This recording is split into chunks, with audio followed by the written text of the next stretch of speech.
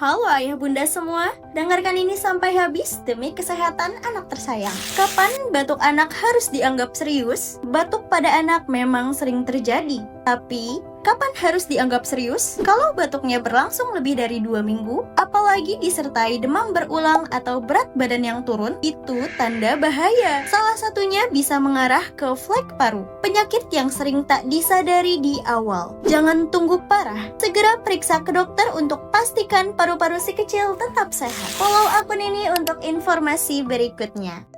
Anak sehat, minum Enzatos.